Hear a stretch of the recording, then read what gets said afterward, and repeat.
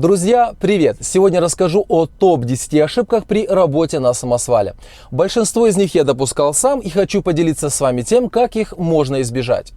Это видео однозначно будет полезно новичкам и тем, кто планирует работать на самосвале, а водители с большим стажем работы на грузовиках смогут освежить уже имеющиеся знания и опыт. Итак, ошибка номер 1 – не поднять дополнительную ось перед тем, как сдаешь назад. В Америке, наверное, все самосвалы имеют дополнительную ось, одну или даже несколько. Ее опускают, чтобы избежать перегруза. Дополнительная ось предназначена для использования только при движении вперед. Если вам нужно сдать назад, необходимо сначала ее поднять, иначе она просто сломается и вы влетите на дорогой ремонт. В общем, запечатлейте в сознании, что, включая заднюю передачу, нужно вспомнить про дополнительную ось. 2. Забыл проехать через мойку для колес после того, как выгрузился на карьере. Эту ошибку можно допустить по невнимательности или если впервые на данном объекте. Проблема здесь в том, что если вы уедете с карьера с непомытыми колесами, грязь на асфальте растянется на сотни метров. Если инспектор заметит подобное нарушение, он может оштрафовать карьер. Поэтому работники карьера следят за такими нарушителями и вполне могут запретить им там обслуживаться. И тогда вашему шефу придется чуть ли не на коленях умолять начальника карьера пустить вас туда снова. Поэтому всегда проезжайте через мойку для колес и не нужно ехать слишком быстро. Это тоже нехорошо. Можете включить первую передачу и проехать не спеша.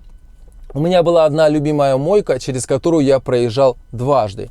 Намного приятнее осознавать, что ты ездишь на чистом грузовике. Ошибка номер 3. Не посмотрел вверх и зацепил кузовом электрические провода. Это вполне может случиться, когда поднимаешь кузов. Или когда поднял кузов и даешь немного вперед, чтобы все полностью выгрузилось. Или опустил кузов, но не до конца, проехал вперед и снес провода. Током вас не убьет, электрику, скорее всего, тоже не испортите, но вот провода придется натягивать заново, а это отразится на вашем кошельке. Так что лучше не спешите и лишний раз посмотрите вверх. Также можно попросить последить кого-нибудь за кузовом, если разгружаетесь рядом с проводами. 4. Не контролировать, сколько экскаваторщик грузит. И хотя весов, как правило, на стройке нет, опытный самосвальщик может на глаз определить вес груза. Мокрая земля весит больше, чем сухая. Куски бетона весят меньше, потому что между ними воздух. Перегруз чреват несколькими последствиями. Это нехорошо для ходовой, рессора может сломаться. Тяжелым грузовиком сложнее управлять, особенно на спуске и подъеме. У него возрастает тормозной путь. Если вас поймает инспектор, то штраф за перегруз будет больше $1000. Американцы берегут свои дороги, поэтому следите за экскаватором и помните, что последнее слово за вами, а не за экскаваторщиком. Именно вы решаете, сколько груза вы можете взять. Он, возможно, будет рассказывать вам басни, что он платит за полный кузов, а не за полупустой, что осталось всего пару ковшей, давай уже догрузим, что он оплатит штраф, если вас поймают. Но вам выбирать, поддаваться на его уговоры или нет. Ошибка номер 5. Не сделать утром предрейсовый осмотр. Проверять исправность машины перед тем, как выехать в рейс, должно стать привычкой. Это хорошая привычка, которая может сэкономить ваши деньги, спасти вам жизнь, да и не только вам. Обойдите вокруг грузовика, проверьте фары, поворотники, ничего ли не капает снизу. Загляните в кузов.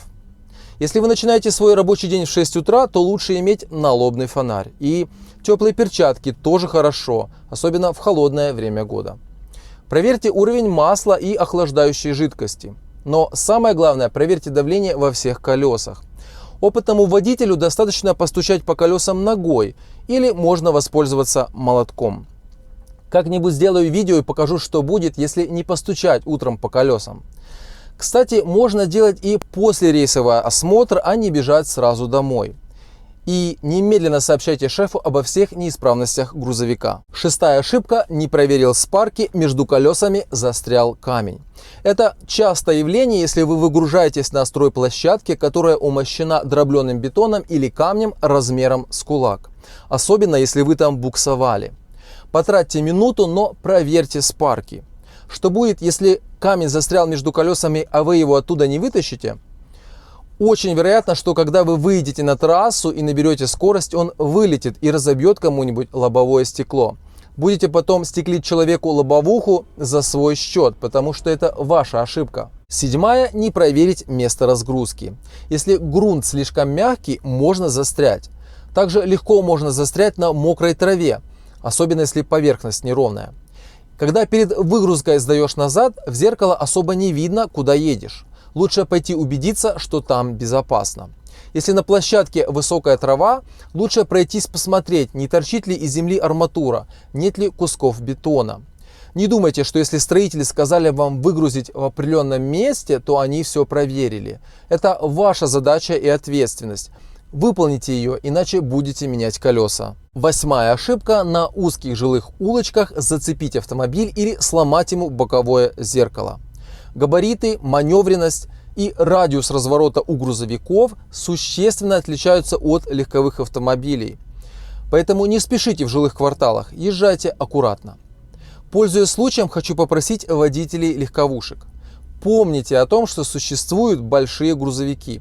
Паркуйте ваши машины так, чтобы у грузовика было место проехать. И складывайте боковые зеркала. Ошибка номер 9. Не обошел вокруг самосвала после загрузки и после выгрузки.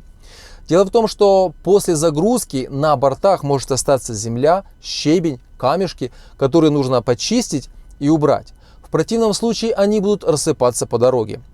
Загляните в кузов. Если груз щебня находится слишком близко к краю борта, возьмите лопату и уберите щебень от борта, чтобы оставалось хотя бы 20 сантиметров.